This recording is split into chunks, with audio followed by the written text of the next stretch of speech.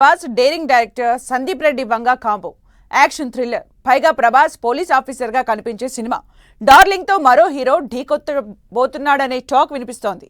ఈ బాలీవుడ్ స్టార్ కూడా కాప్ రోల్లో డార్లింగ్ తో తలపడనున్నాడట. ఇంతకు ఎవరా హీరో? సందీప్ అతడిని పిక్ చేసుకోవడానికి రీజన్ ఏంటి?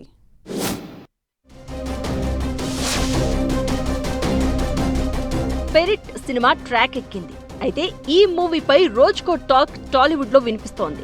ఓటీటీ రైట్స్ దాదాపు 160 కోట్లు దాటిపోయిందనే టాక్ వినిపిస్తుంటే ఇప్పుడు మరో న్యూస్ బాలీవుడ్ లో ఇంట్రెస్టింగ్ గా మారింది.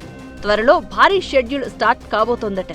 ఇది ఫైట్ సీక్వెన్స్ అంటున్నారు. అయితే ప్రభాస్ ను మరో హీరో ఢీ కొట్టబోతున్నాడట. బాలీవుడ్ హీరో కబీర్ సింగ్ లాంటి బ్లాక్ బస్టర్ హిట్ కొట్టిన షాహిద్ కపూర్ కూడా మరో పోలీస్ క్యారెక్టర్ చేస్తున్నాడట. ప్రభాస్ షాహిద్ చేసే ఫైట్స్ సినిమాకే హైలైట్ అంటున్నారు.